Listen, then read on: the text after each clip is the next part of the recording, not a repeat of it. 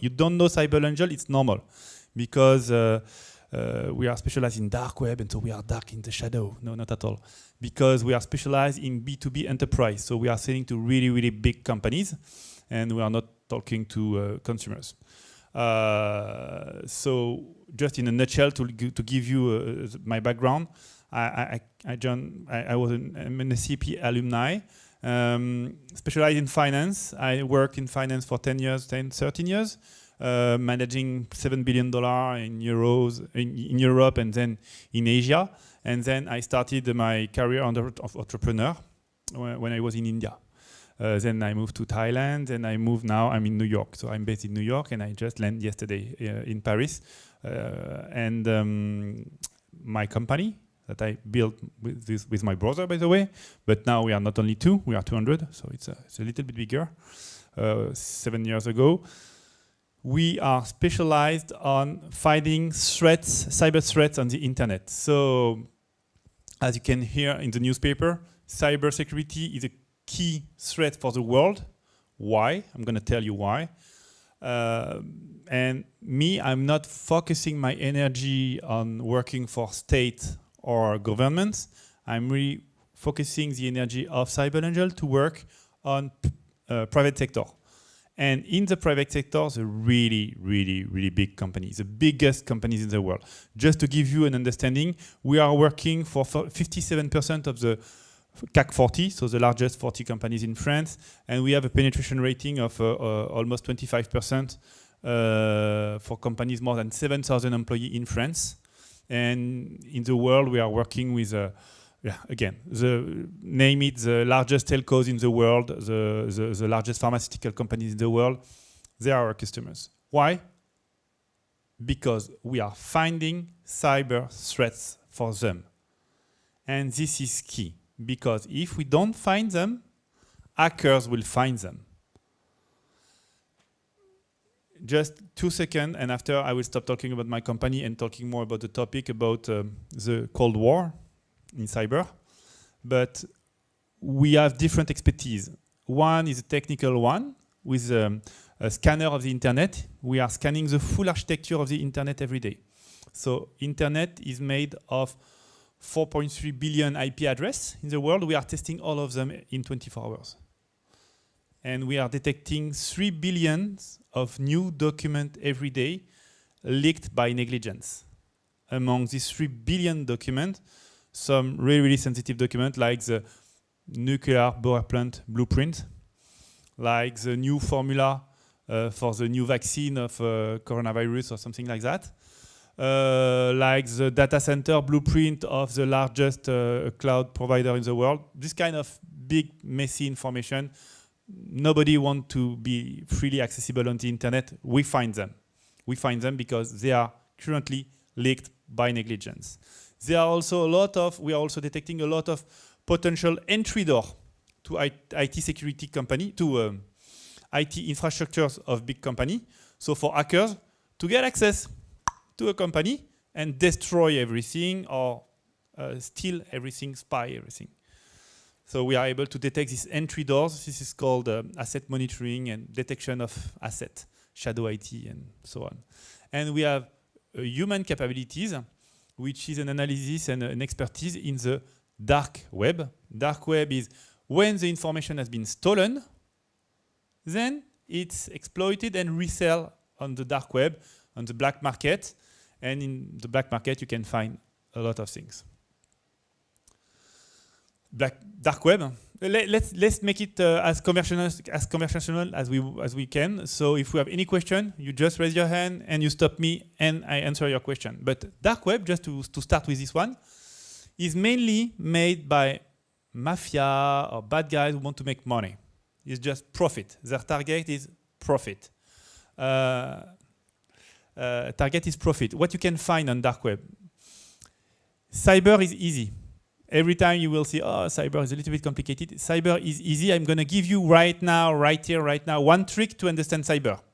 Every time something happens in the real world, you can find something happening in the cyber for the same thing. So in the real world, I guess you can buy some drugs in the street. In cyber, you can buy some drugs in the streets. In the real life, you can buy some weapons. You can buy some weapons. You can buy some organs. It's true, but you can buy organs on the dark web. So it's horrible, but everything which is as horrible in the real life can happen in the dark web. It's just cyber. That's it. That's just evolution of the world.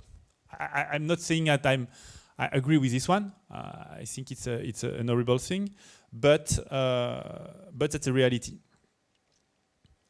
It exists, and also a lot of information are for sale on the internet. Give me the name of a big company, let's say Boeing. You want to target Boeing. For $10, you can buy some credentials to get access, some login password, to get access to some IT infrastructures of Boeing, or a login password of some employees of Boeing. It's really simple. You want a credit card, maybe. The price of a credit card is between $5 or even $2 one to $3,000 one. Oh, there is a price. Why is this such a big price? Do you have any idea why this is such a big price range between a cheap credit card and an expensive credit card on the dark web? Yeah?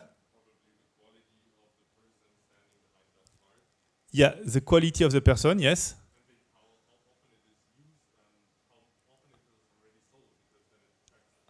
How often it is used and how often it is sold, and credit limit is exactly, it's quite the same concept of how wealthy is the person who has this behind this credit card. You're right. Also the expiration date. If the expiration is long or it's in 1 month, it's not the same price. You're right. To test it, by the way, and you can see that if your credit card is hacked, they are doing some tests. It's called testing. So small amount, between $1 and $5. 1 time, 2 times, to see if it works. And if it works 1 time, 2 times, then they know the credit card is working. So it's under the radar. Nobody will notice $1 or $5 taken to your credit card. But it may be some hackers who are testing your credit card, and at some point, boom, $3,000. This kind of thing. And that's why it makes the price difference. The really, really expensive credit card, for example, on sales on the dark web, are also full of what they call docs, documentation. Everything about your life. For example, your ID card copy, your proof of residency, some bill, electricity bill or whatever. And so if you have the electricity bill, if you have the proof of residency, the ID, and the credit card, oh my God, you can start doing some really, really bad thing. I was talking with you, madam, before about social engineering. Somebody knows what is social engineering? You don't say it, because you know it. Social engineering, no? Yeah.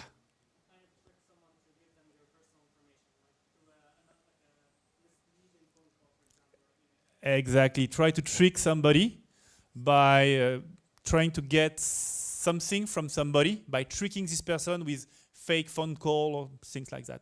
It's really fantastic. If you want to read stuff about social engineering, it just blow your mind, because it's a mix between hacking and psychology. And this is fantastic. There are some competition of social engineering.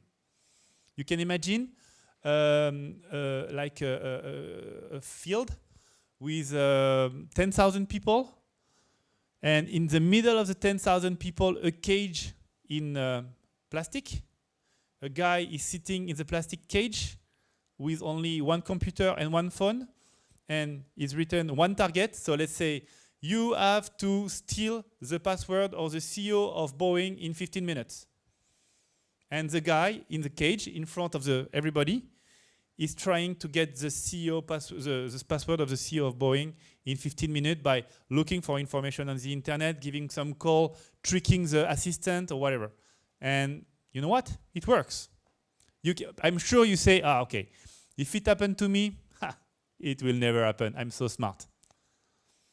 Who is the most proficient person in the world about these tricks? The head of the CIA. The head of the CIA fall into social engineering tricks, and he has given his credit card number. It's on the newspaper, so you can read it, from a person who had access to telco bill of this guy, of the head of CIA. So even if the best person, the most proficient person in the world can be tricked, honestly, if they have time and money, they can trick everybody in the world. So this is for social engineering. But this is what I'm talking about here, about dark web, about small money, a little bit of mafia, weapons, drugs. The purpose here is money. It's not by ideology. Now you have other hackers. Let me draw you the different kind of hackers in the world. There is first the script kiddies. Script kiddies, if you have some kids, if you have some teenager, it could be your teenager.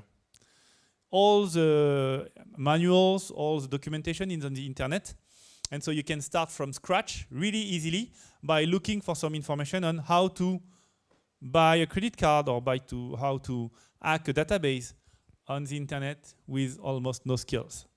Everything is free. All the tools are free and so on. So you can start really easily script kiddies.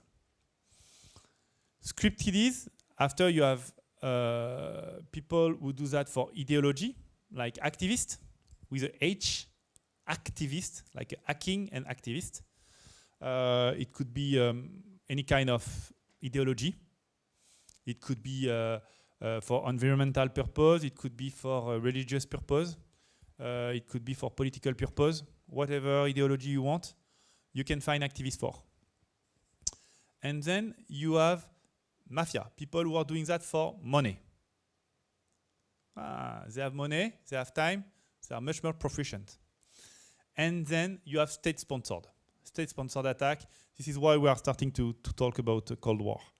State-sponsored attack happen everywhere in the world. Spies are paid to spy. That's a job. And again, cyber is easy. There is James Bond in the real life. There is Mr. Robot in cybersecurity. Exactly the same. It works. Mr. Robot is a James Bond of cybersecurity. And what Mr. Robot is doing, I don't know if you know the series on Netflix, but a lot of the tricks he do can happen. We know because it's not a national security secret. We know from Edward Snowden. I don't know if you know Edward Snowden. Yes, you know Edward Snowden. Okay, I can see you're nodding. So Edward Snowden was a ex-spy of the, which agency he was working for? No FBI? Huh? No FDA? NSA, exactly. National Security Agency. So this is the intelligence agency for cyber spy in the US. And this guy was working in Hawaii, trying to hack offensively the Chinese. It was his job. He said that. And you know what? There are some in the US. We have the same in France, I'm sure. We have the same in Germany. And we have the same in Russia. We have the same in China. We have the same in Korea, in Turkey also. Everywhere in the world, as soon as you have an intelligence agency, now they have a cyber department. Because, why? Because when you try, let me try to come back to the real life again, because when cyber is hard to explain, except when you move to the real life. When was the last time you tried to rob a bank? Yeah, okay, not okay. When was the last time you heard about a bank being physically robbed? Honestly, for the last 15 years? Yeah, no, why? Why people are robbing a bank? When you jump into I jump like that, me. So when you jump into a bank and you try to open the door, you have been filmed. Then you will harass the person to ask some money. You can kill the person. You can also be killed. You will take some money, maybe a lot, maybe small, maybe $200, maybe $5,000, and then you will run. Try to escape police because, yeah, of course, they will be alerted. You take so many risks for such a small amount of money in reward. Why? If you want to rob a bank, don't do it. If you want to make some money, just try to hack a database on the internet. Much better. So on the internet, in cyber attack, it's called an asymmetrical attack. Few amount of money, time, and energy for a much better reward, and really small risk to be catched. Honestly, to be catched as a cyber bad guy, it's a little bit harder. In a bank, you can be catched every time. In cyber, you have to do a lot of bad things before being under the scrutiny of law enforcement. But it can happen. Just as an example, CybelAngel has been maybe let's try. Who know Tor? T-O-R. Sir. It's a Tor browser, yes. It's access to the dark web. It's one usage. Mr. Goethe. Repeat again? It's not specifically a messenger, but this is an anonymized way to browse the internet. So that you are completely right, Mr. Goethe, Gilles. And one of the when you are anonymized on anonymous on the internet, when your browsing is anonymized, then you can do a lot of things. You can escape the media closure. For example, in Russia right now, a lot of media are under scrutiny, under control, if you want to go on Twitter, or Facebook or whatever, you can go through Tor, and it will be hard to be catched. So Tor is used to be anonymous on the internet. Why I was mentioning Tor? The guy, The NSA, yeah. And so I forgot why I mentioned that. So let's come back to Snowden. Snowden, he has disclosed information about the tools used by NSA, so US state, US government, to hack whoever you want to be hacked, but they want to hack, but the tooling was really impressive. So now it's almost 10 years ago, or 10 years ago. So now the tooling is probably much better. But so far, what was mentioned in the Snowden leak, US was able to. It was called the Project Hacienda. They all have a fantastic name. Hacienda project. They can test any single device in the world connected and potentially infect it. And so they infect a lot of tools. So let's say I'm Mr. NSA and I want to look for all the water supply, connected water supply in the world, to manage the water in a city, for example, or smart grid. Smart grid is for electricity. So let's find all the smart grid tool and all the water supply tool connected into the world. As soon as I find one or 10,000, I infect it. I don't want to break it. I just want to infect it, just to be sure that if I need to cut it or to destroy it, I can. And this was the Project Hacienda. So this is a massive case of preparation of cyber war. That's why, for example, between Ukraine and Russia, so far as we know, Russia didn't use this kind of tool to switch off electricity, switch off water, or switch off internet in Ukraine yet. So far it's just what's called guerrilla mode from Russia on Ukraine, and resistance mode from Ukraine to Russia. But they didn't go to cyber mass destruction tool yet. But it can happen, because we know it exists. We know that Russia have sent some message in the past saying that they were able to infect some electricity, so smart grid, so electricity power plant in the US. And US sent some message that they were able to infect and maybe disrupt telco system in Russia. So they all told to the other one that, hey, be careful, big guy. I'm also a big guy, and I'm able to do really bad things against your critical infrastructure if I need. This is called Cold War. This is just, I'm just preparing the field, saying, be careful, treat me seriously because I'm a serious guy. Just as another scenario, because we are right now talking about Ukraine and Russia, one of the solutions to switch off internet could be in Europe, could be to cut the fiber optics under the sea between US and Europe.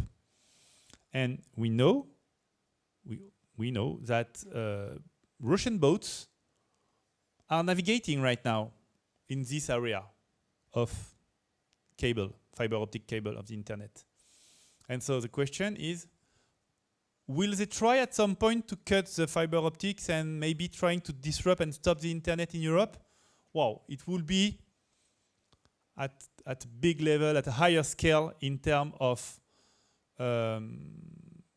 war declaration or war status.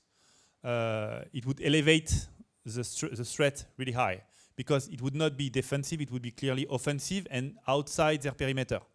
Outside Russia, outside Ukraine, clearly to disrupt Europe. But it can happen. Then after, to be honest, I don't know what will happen. If the system will shut down and if internet will shut down, do we have some redundancy? And so and so maybe internet will find other way to still be on in Europe. We don't know, but we know this is a serious scenario which can happen. So now you can see more about the capabilities of the state. Cyber can be a mass destruction tool. It can be also a really spear attack, so attack ciblé on one person.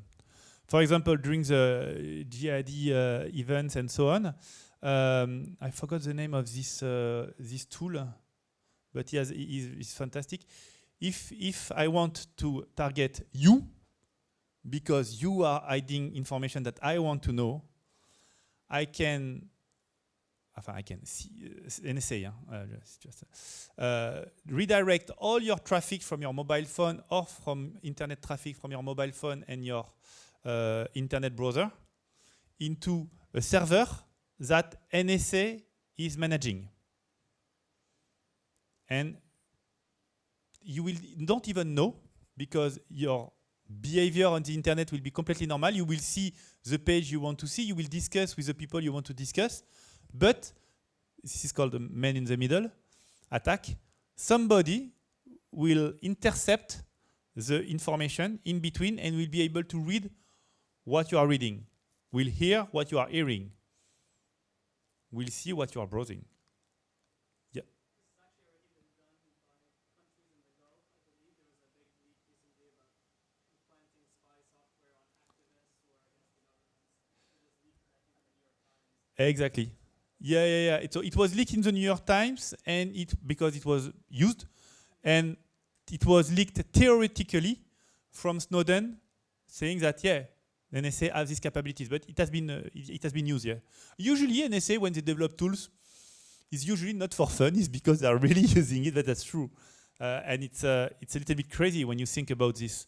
That everybody, if your enemy is the NSA, I say NSA because Snowden leaks. Again, the same for China, the same for Russia, the same for probably for France. So I just take this one. But it's crazy to say, if you have this enemy, they can read all your life. And keep in mind that also NSA may also have access to information on Instagram, Google, everything. And can you imagine the amount of information that Google have on you, your geolocation and so on? It's very well known, and that's why they want also the information to be in the US. Let's come back with and they can get access to almost everything with the Patriot Act. Let's come back to the Cold War. You maybe have seen some information in the news. It was Sunday night. Russia is passing a bill to change the rule of the internet. Now you are supposed to switch your website in .ru, like Russia. You must host your data in a Russian storage, cloud storage or physical storage hosting, and it's a little bit more complicated also, but you have to store your CDN, so your cache of your website, for example, in Russia also. So it means that they want to capture a maximum of information from the US to Russia. Why? Because they want to be able to read it. Because US, they have Google, they can read whatever they want in Google, I guess, and they say. Well, but Russia, they would like maximum of information physically in Russia to get access to the server to read it if they want, or to stop it if they want. And so in terms of IT infrastructure of countries, from the most relaxed to the most constrained, there is a Western country like us. We are quite relaxed. We are sharing a lot of information, and people can do whatever they want on the internet. There is China. China is really different because they have what they call the Great Firewall. It means that any kind of information who is going to China on the internet or is going out of China on the internet is going out of the same tube, a same firewall, monitored by the state. That's a rule. That's the rule of the game. So when you are in China, you know that all of your traffic is read by the state. If you try, yes, sorry.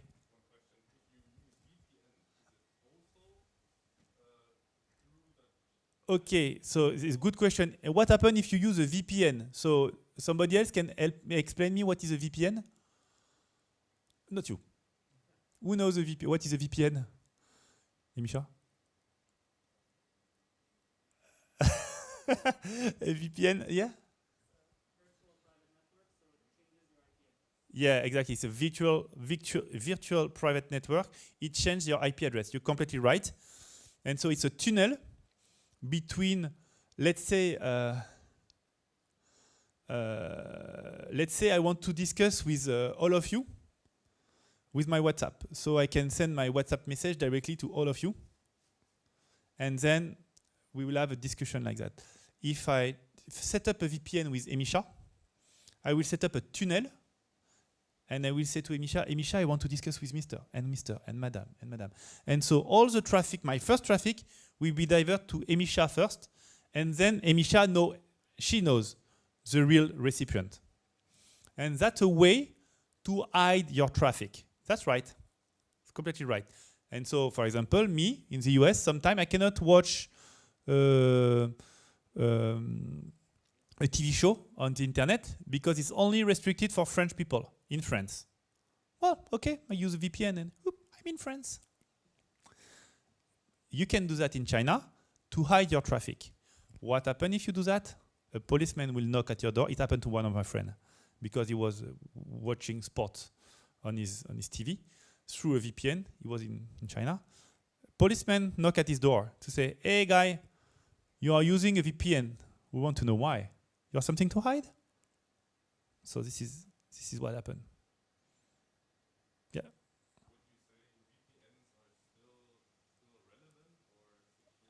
Oh yeah, VPN is really relevant. As soon as you trust the person who is managing the VPN. For example, I would not use a Chinese VPN, personally, or a Russian VPN. NordVPN is a larger.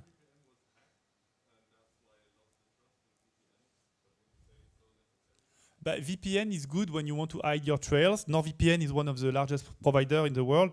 Honestly, if you are in a country where you are under threat, like Russia as of today, and you are a journalist in Russia, I would use a VPN and Tor. And using Tor in VPN or VPN and Tor, so debate. But so you hide maximum your trails. So from my understanding, yes.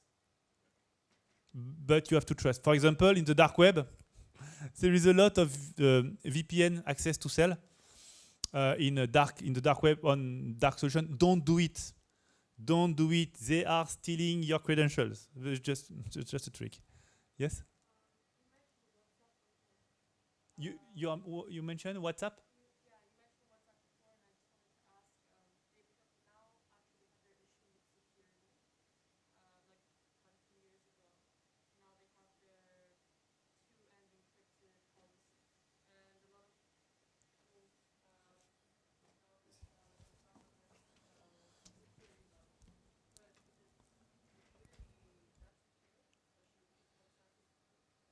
So, but I guess if I rephrase your question, if WhatsApp is still secure or not after a potential breach they had and end-to-end encryption. So I can tell you a serious answer to this question, which is a good. Thank you for this question on WhatsApp. So, who is the owner of WhatsApp? Facebook, exactly. What is the business of Facebook? Data, private data, and advertising. So, advertising based on your data, like Google. So, WhatsApp has a big breach. It created a huge problem for them. And so they said that it's end-to-end encrypted. Yes, end-to-end encrypted until the Facebook server. And so it's not so encrypted because you must trust Facebook as a trust third party to take care of your data.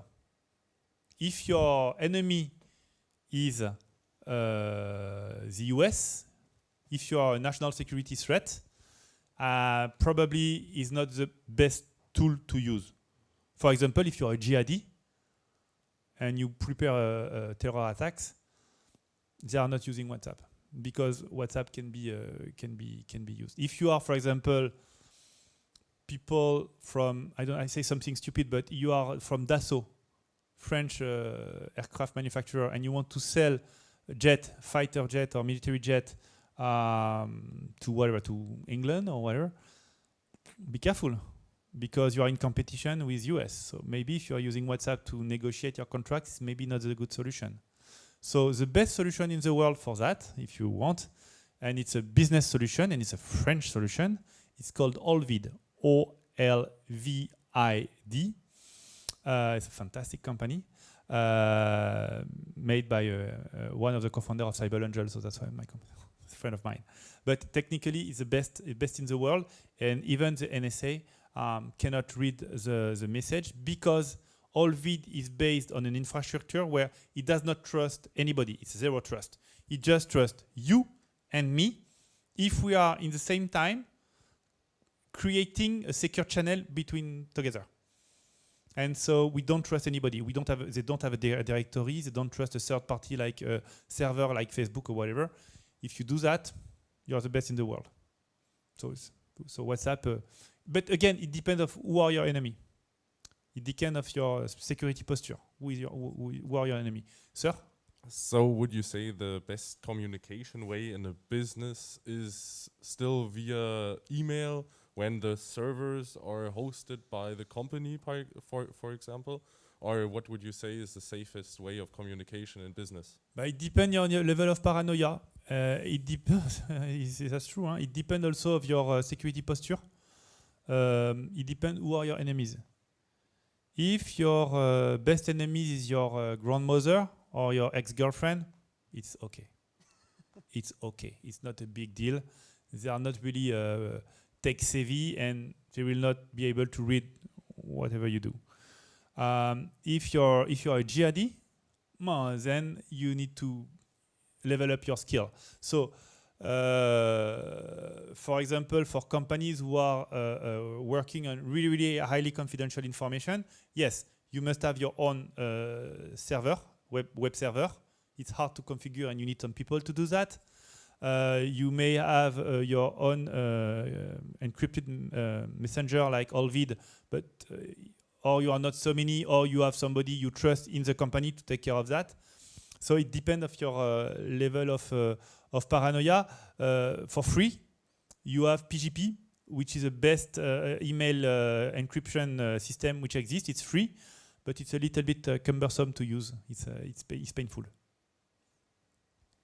Question, since we brought up the topic of end-to-end encryption, besides Olvid, which I think is a bit smaller, it's not as popular. I think the most well-known ones are like Telegram or Signal. Are those like good? Do you recommend them? And sort of also on the VPN and email side, I haven't used them, but I've heard Proton VPN, Proton Mail, the same company based in Switzerland. Yeah, I've heard positive things about them. Yeah. Do you have any idea about? But if you want me to drop some name, Proton Mail for the mail, really good. Proton VPN, Signal. This is what I use, Signal. If you want to contact me on Signal, perfect. But Signal are really serious. By the way, just for fun, Facebook have bought use one tool, one brick of Signal to build the encryption of Signal, but they didn't close the door at the end of the end-to-end encryption. And so they allegedly say that we are really encrypted, but they are no way encrypted versus Signal. So Signal is much better. Yes? My first question is about Olvid, the messaging system you talked about. Which one? Olvid? Olvid. Yeah. Is it... I know this is ignorant, but how is it possible that there's no third party involved, given that they are this company, they're providing this end-to-end encryption? And my second question would be with WhatsApp, is there no legal framework or consequence around them stating that they're end-to-end encrypted when actually Facebook is technically part of that circle? It's written in the protocol, so you're going a little bit too far for me, but I will try to explain as far as I understand, because Olvid founder would be the best person to discuss about it. About WhatsApp, everything is documented, so there is no question of it's unsecured. It's just secured on the way WhatsApp is explaining. It is documenting it. And the way it's documented is clear that you can have a man-in-the-middle attack, and if the server who is managing the WhatsApp discussion are hacked or bugged, then the information will not be freely readable. You have one proof of that. If you break your mobile phone, you can create a backup automatically on your new phone on all your previous message and all your directory also. So it's stored somewhere, and so it could be a way to attack it. And how Olvid is doing it? The main thing is they don't trust a server in between to do the signature of the message. Because the signature is between my signature and when we meet each other, my signature and your signature create a unique secret key that only you and me have, not a third-party server. Of course, they are using a third-party server to host the traffic to one point to another, but the server on itself is not able to encrypt anything. And so that's really the big specificity of Olvid, which makes this company fantastic, by the way. And so if you are in the energy, for example, and you are trying to sell some nuclear power plant in Australia, it's $1 billion, or submarines, like in Australia, it's $1 billion project. Better to use solution like Olvid than WhatsApp, or Telegram. But at the government in France, they are using WhatsApp and Telegram to exchange secret information by usage because we are used to do it.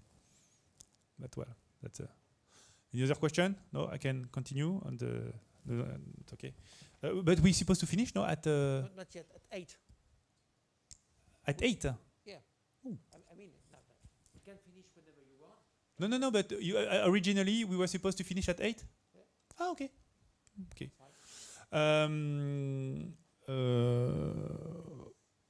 Okay. So the Cold War. So right now, what happened in between Russia and Ukraine is interesting because with CybelAngel, we have made a special. So we have, for example, for just for you to know, we have an initiative at CybelAngel where we try to cyber protect largest companies in Ukraine for free, no charge, just to be able to protect people in this country and refugees. And to protect refugees, we will also we announced that yesterday, but we will protect free of charge Red Cross and Red Crescent who are taking care of refugees and so on, because this could be also a vector of attack. So we prefer to have the refugees safe, and so we will do this kind of stuff. But we also have a team dedicated to not infiltrate, but to analyze the discussion between hackers. And so I was talking just before different layers of hackers. So the script kiddies, the activists, the mafia, and the state-sponsored attacker. For the mafia side, there are two big groups in Russia right now. One is called Conti, and the other one is called BitLock. And they are really interesting because they are talking a lot among each other. And we were able to read their discussion. And so it's really because they have been hacked. Yeah, so hacker can be hacked also. That's funny sometimes. And so we have read this discussion, and we have seen that the two groups, one of them has said from day one, from the attack between Russia and Ukraine, we don't want to, even if they are Russian-speaking people, so they are probably a Russian group, they said, we don't want to take party. We don't want to take, we don't want to say this one is the attacker, this one is the victim. We will stay neutral, which is interesting. And the second group said, okay, we are Russian, so we are part of this war, so we will attack Ukraine. And they come back days later, some 48 hours later, to say, we come back about what we said. In fact, no. Government of Russia launched the attack on Ukraine, but not Russian people. And we are Russian people, so we will stay neutral at the end. And both organizations said, if Russia is attacked, then we will stand to protect Russia against cyber attack.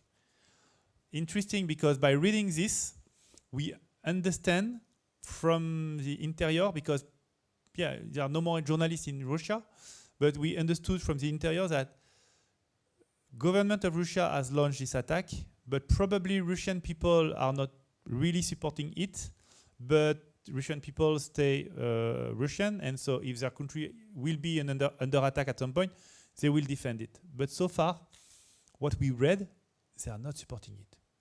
So that's really interesting because it gives some insider information about what they are thinking and so on, and I think it's really, really interesting. I told you, at some point, Russia or China can level up. I'm talking about Russia here because we are talking about Russia. Can level up and start attacking a country. So it could be done in a different way or in a semi-public way by using group of hackers, but they are state-sponsored. So we all know that on Twitter they are full of troll farm, Russian troll farm, who are trying to create some message and change the mind of people by saying, hey, don't be vaccinated or blah, blah, blah, blah. A lot of conspiration theory. So Troll of Farm. They have much more technical team, like Fancybear.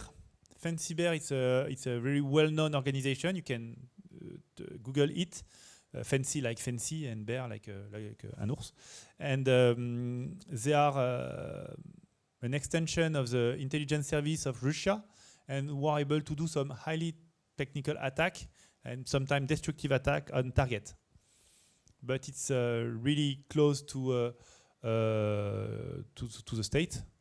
And in China, you have the same. You have APT21, APT28, I forgot, but there are a ton of them, who have a state-sponsored group of hackers. And then you have the spy, the real spy, and then you will never heard about them. If they want to make some noise, they will use Fancybear or IPT21. But if they really want to spy the French president, Mr. Macron, they will not use this kind of solution. They will use a backdoor solution, exploit 0 days, and being really, really silent. This is called an APT, Advanced Persistency Threat. This is where you use a highly technical backdoor. I will tell you about it later about this kind of backdoor. Penetrate a server. Don't be detected. Say nothing, and just collect some information. APT. So a lot of them are happening right now. It happened in the past with US who were doing that on Angela Merkel, for example. So it was part of the Snowden leak. But for years, the mobile phone of Angela Merkel was bugged by this kind of highly technical exploit. How we can find this exploit? How we can find a backdoor to get to your mobile phone or your mobile phone? There is a market for that. You trust me or not, but there is a market. So there is two ways. Or you create and you try to find by yourself the exploit, and all the intelligence agencies are working on finding new exploit, or you buy them. And there is a secondary market for that. So this is called a 0 day. Why a 0 day? Because it's an exploit nobody knows. 0 day published in the world. And there is a price. A 0 day is really expensive if it touches, for example, Apple iPhone or on Android. You can buy a 0 day who can infect all the Android of the world for several millions, for 3, 4, 5 millions dollars. And there is a secondary market. And there is even some companies and brokers specialized to sell and resell these 0 days. It's a crazy market. So be careful, because it's a gray market. Because when you are doing that, you are almost considered as buying and selling weapons. And so cyber, now in the world, some specific tools like encryption and also 0 days can be considered as military weapons, military grade materials. So in case you find a 0 day somewhere, be careful. Any question? No? Okay. So now I can maybe move forward with on the geopolitical aspect of cybersecurity. In fact, it's really easy. We have 4 blocks. Let's say 4 blocks, 3.5 blocks in the world. We have the American world. We have the Five Eyes. It's called the Five Eyes. Somebody knows what is the Five Eyes? What are the Five Eyes? What are the Five Eyes? It's like an intelligence agreement between the Anglosphere countries. So I think it's US, UK, Canada, Australia, New Zealand. Exactly. Yeah. Wow, impressive. I forgot, every time I forgot New Zealand. So you name all of them. So Five Eyes. it's a block by itself. They are exchanging a lot of information. The second block, Europe. I would say 3.5 because Europe is probably really closer than US than the other one. And the two other one are Russia and China.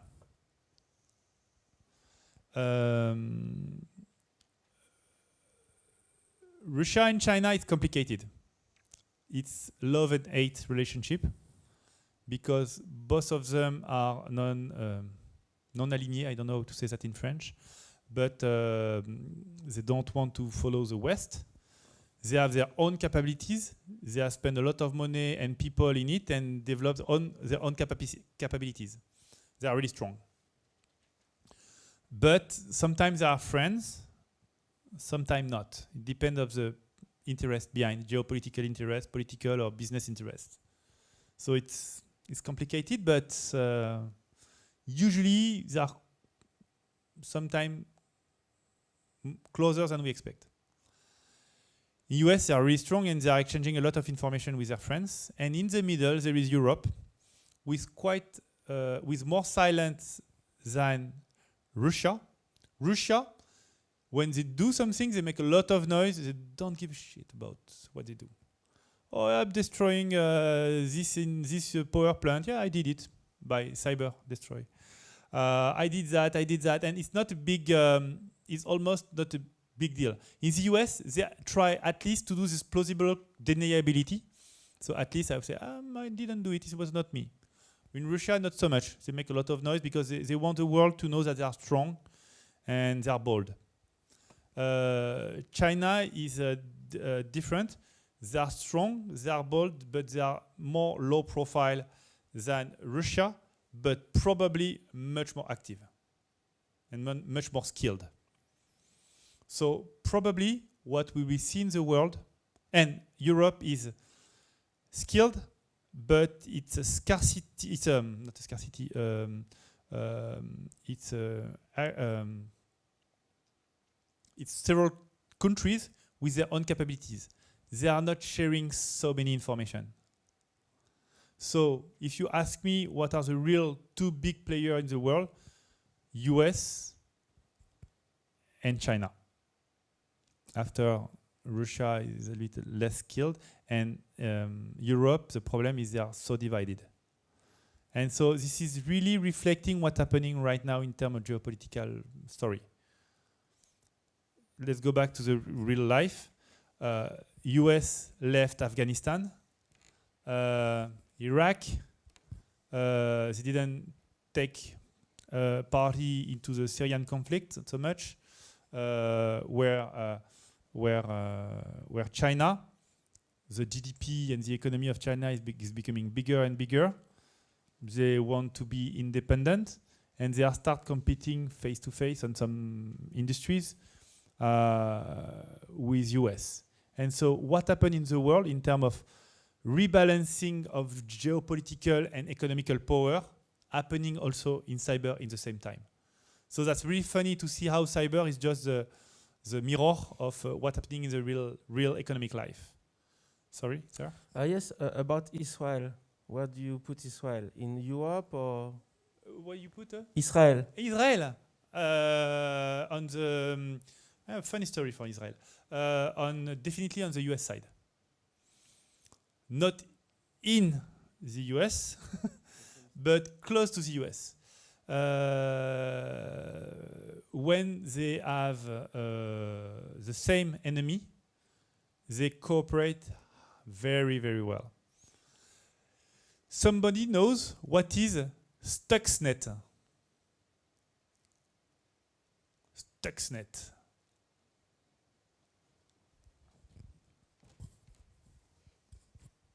I think it was a virus that destroyed a nuclear plant in Iran. Exactly, impressive. So Stuxnet, there is a movie on that, and it's really impressive.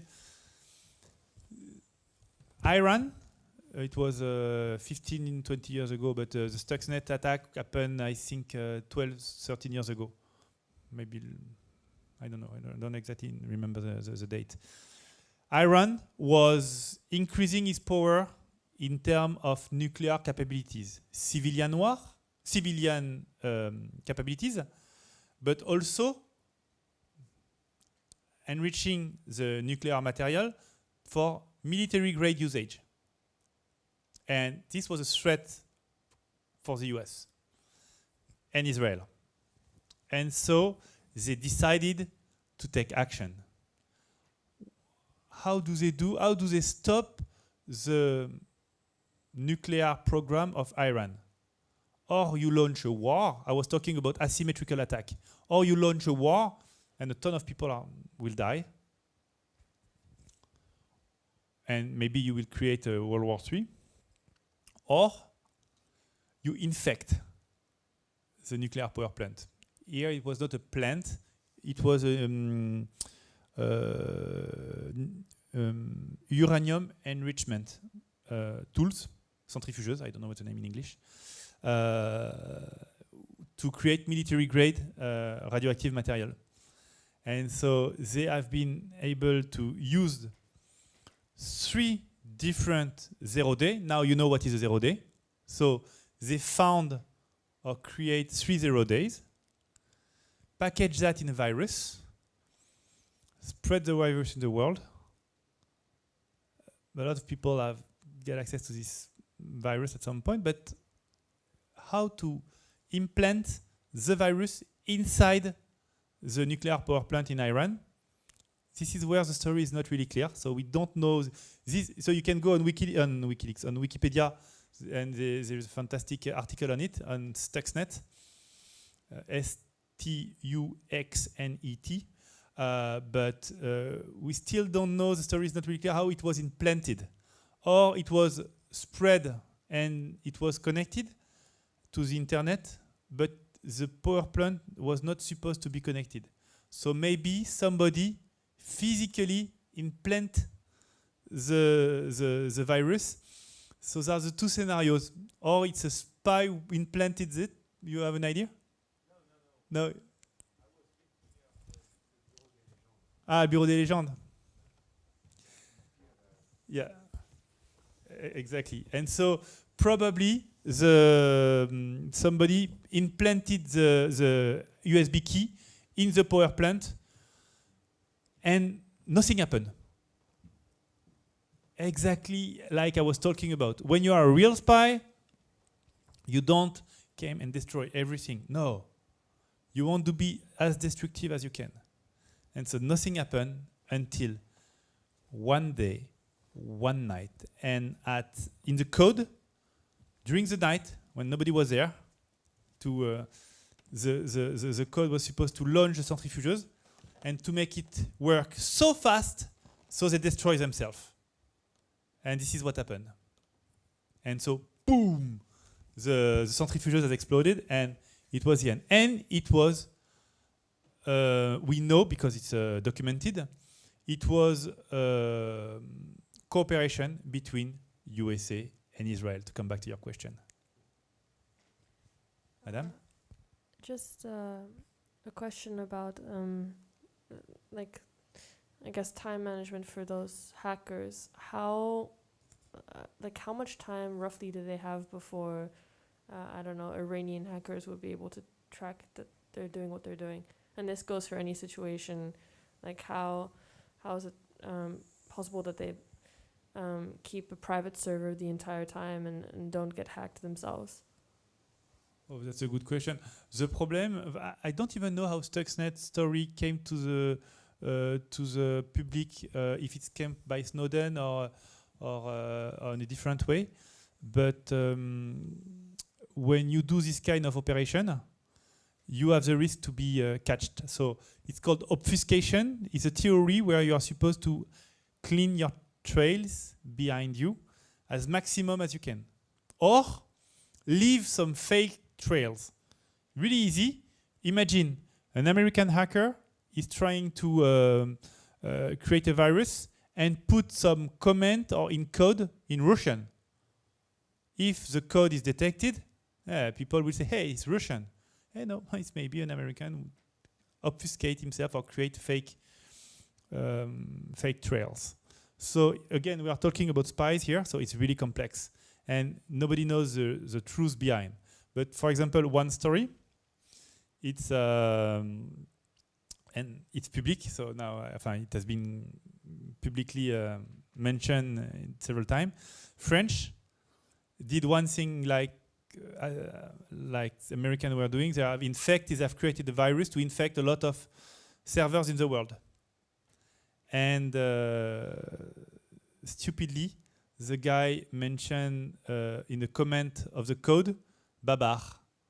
And I don't know if we have French people here, but some people may know Babar, or maybe it's not really recent, so there are probably 40 or 50 at least, because Babar was a cartoon in France in the 80s. And so everybody knows France created a huge campaign of infection in the world with a very famous virus, because there is Babar in it, and it's typically French. And by the way, it's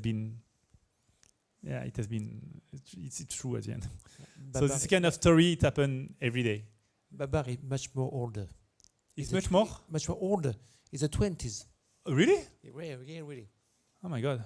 All right, I didn't know that. Thank you very much, Gilles. So globally, that's it for the Cold War and so on.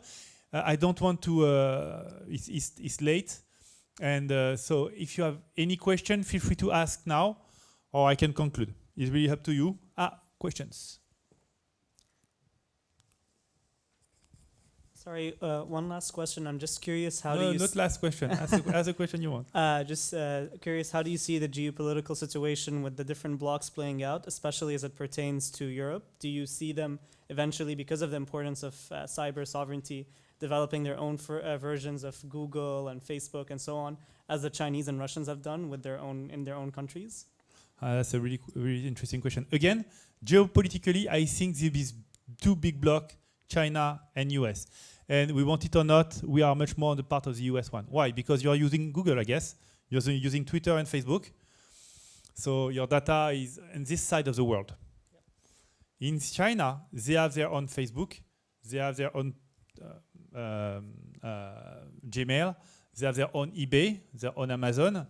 So they have created a dedicated ecosystem of cloud provider and so on. So they probably much more sovereign than Germany, France, or Italy, because they have their own ecosystem of companies. US, for sure, they are sovereign. There is a strong sovereignty, technological sovereignty, because they have the GAFA. China, clearly, second. After, for Europe, if they don't try to create a European initiative in cybersecurity, for example, to create champions, it will stay the same. We will stay a follower of the US. It could be a strategy, but you need to trust US for the next 25 years. But it could be a strategy. I'm not a president, I'm just an entrepreneur. But it could be a strategy. What I've heard, it's Europe is it's official. They have launched a big initiative to create European sovereignty on this tool by creating a huge fund, I think it's 11 billion, to finance initiative to create European WhatsApp, to create the European Amazon, to create Europe. So they are trying, but they are so divided that so far the way will be long. But right now, number one US, the growing number two China, and the rest of the world who is trying to emerge. Very interesting, thank you. Welcome.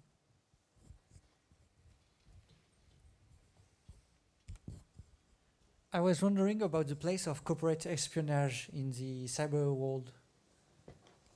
Alors, the place of the corporate espionage, that's really cool because this is my job.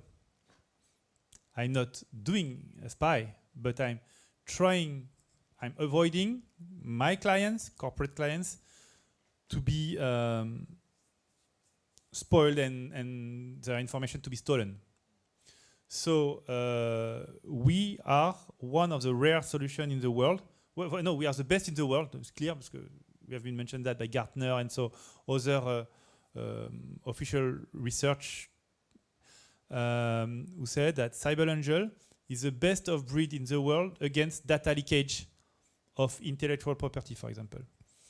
So I cannot mention the name, but for example, the really famous pharmaceutical company in the world who started to produce 2 years ago, March 2020, a new molecule. It was a vaccine against the coronavirus. Come to us and say, we are working on the most sensitive intellectual property in the world right now. We are working on the coronavirus vaccine. It will be available in 1 year. Can we please work with you, CybelAngel, to be sure that this information will not be leaked or stolen? And so this is exactly the purpose, the mission of CybelAngel is to protect companies from corporate espionage. And so if we exist, this is because it's used. It's used to destroy economical asset.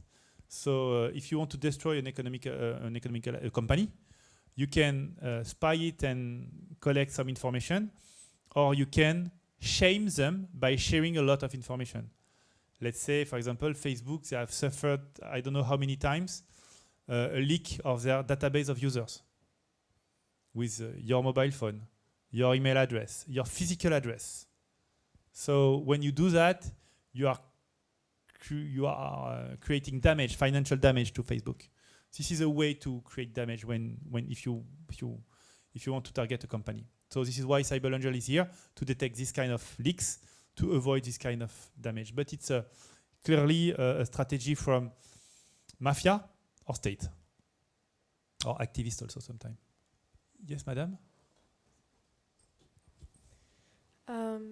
So does CybelAngel focus more on prevention of possible attacks, or does it also work with companies that have already been attacked and you helping them with the entire process? The word is offensive or defensive. And so we are on the defensive side of the way. We are not offensive. We are not using our solution to attack other competitors, for example, of my clients, or for agencies or for government. We have zero government clients. We only are working with private sector, which is important. Some companies are doing offensive stuff, yes.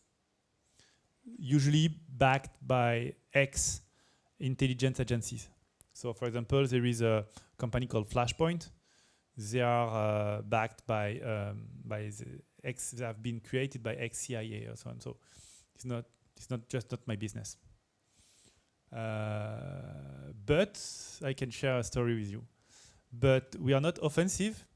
But when we want to test some tool, so we were talking about Tor before. When we test some tools, we can test our tool on specific community that we will not have any legal issue with. And so at some point we decided to test a tool, a research and development tool on a pedophile community. Yeah, at least we will not have any problem with them, huh? Because they are doing bad things on the internet, so sorry. But you know what? CybelAngel helped to switch off the largest pedophile ring in Europe, because we were testing a tool on Tor scanning, like creating like a Google of Tor. It was a research and development tool, and we did it. And at some point on Tor, we discussed before, this is a way to browse internet anonymously. And we were able to de-anonymize some Tor websites. And so to do that, we did that with a pedophile website. And so we gave this information so we were able to find the real IT infrastructure of this pedophile website. It was a German one, by the way. It's public now, but never, it has been never linked to a CybelAngel activity. But now I can tell you because it's a long time ago. And this, we gave this information to law enforcement in Europe and in the US. So FBI, Europol, French Gendarmerie, and so on. And the server has been bugged by an agency to collect log. So every time somebody was logging to the website, they were able to collect the information and collecting information for 3 months. And after they shut down the server, just said, seized by the FBI. And all the police came to the people to say, hey, by the way, you were playing on this pedophile website, and I think I don't know. I think 100 people have been arrested at that day. But it was one of the interesting story of CybelAngel. We did that 4 or 5 years ago. But this kind of story, yeah. I wanted to ask, who are actually your competitors? And you mentioned before that you have many big customers in Europe, especially also in France. What makes them choose you and not a different company? Can you repeat the question? Sorry. I wanted to ask, who are your competitors Yeah. with CybelAngel, Okay. and what makes you unique? Okay. Your unique selling point, why people choose you instead of another company? Okay, thank you. But in fact, the market is maturing. So cyber is really new, and threats are moving and evolving a lot. So since the beginning of CybelAngel, we have increased a lot our capabilities. So far, the unique selling point is our capabilities. The big technological advantage is our capabilities to detect any potential leak of information in the world. So for that, we are the best in the world. If we want to monitor dark web website, for example, we probably are not the best in the world, or maybe we are at par with some really, really good actors. But on the data breach detection, we are the only one. Data leakage detection, we are the only one. And we also are the most comprehensive solution. It means that we are covering 5 perimeters: account takeover, domain name attack, data breach, asset discovery and monitoring, so detecting the potential open doors, and dark web. And by doing this kind of 5 of perimeters, we have the most comprehensive solution. Where the other one, like for example Flashpoint, really good in dark web. But they are doing dark web on defensive like us, but also offensive. We don't do that. So there are this kind of specificities where each of us, we are quite unique. And so I do not have a real competitor on a daily basis. I'm not like Salesforce, where you are competing against HubSpot, or like Amazon, where you are Amazon Web Service, where you are competing with Microsoft Azure or Google Cloud Platform. So here is less mature market because of the nature of the attackers, who are changing their method and methodology quite often. So the key to be the best in these things is to prepare what will be the attack of tomorrow, and to prepare the countermeasure in advance. This is what we are working in the research and development of CybelAngel. We have a team dedicated just to build the countermeasure for the next attack. And it's exhausting, but it's interesting. Okay, thank you. Thank you. But the world is changing, so yeah. Yep. How can you compete against states? I mean, for example, I am Dassault, and I am competing against Lockheed Martin, that is maybe backed by the NSA. How can you compete against that? But I'm not competing against state. That's cool, because state, they have their own capabilities, and honestly, I cannot compete against them. But they also don't have the same rule of the game. Because the state can break a door, I'm not allowed to break a door. So that's a little bit different. So I'm not competing with them. When you are talking about Raytheon, for example, or Lockheed Martin, who are strongly sponsored by state, Yes, but they, for sure they don't have the same capabilities of me. So far, even Raytheon or Lockheed Martin, big players like that, they do not have the capabilities that CybelAngel has. It's really unique so far. But for example, one of the my big ex-competitor or company who are really close to what we were doing has been just acquired for $500 million by Microsoft. So it could be now it could be a risk that Microsoft could be one of my competitors in the future. But that's cool. Competition is cool. Competition is healthy. It pushes us to be on the top of the edge. But it will be a risk. Last question. Okay, so how do you see the maturity and awareness of the companies in that cybersecurity risk? You target your clients are mainly big companies, but globally speaking, on maybe smaller size company, how do you see their readiness and awareness on these subjects, and how do you convince them to use your services? Yeah, that's a really interesting question of maturity. If we are not targeting smaller company like mid-sized market, this is not because our solution do not have any reason for that. I think it can be really useful, but companies are just not mature enough. So for now, we are targeting big companies because they have budget and they have project, they have people to take care of this risk. For smaller companies, they are not ready yet. So that's why 3 years ago, we had almost 0% of smaller market, mid-market as a client. Now we have 23%, 20%. Probably because the market is maturing and now smaller companies starting to be better and better. But it will take time. Honestly, it's a daily fight.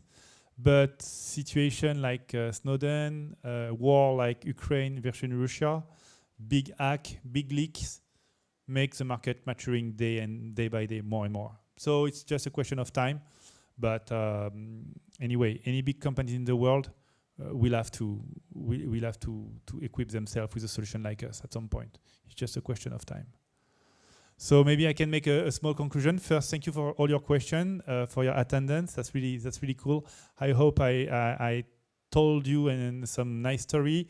I teach you some things that you didn't know, because the 3 values of CybelAngel are: be bold. Yeah, being able to scan the internet. You need to be a little bit crazy to say, hey, I'm going to scan the internet. Be curious. Yes, because I built this company with my brother. Because I was a business guy, he was a tech guy.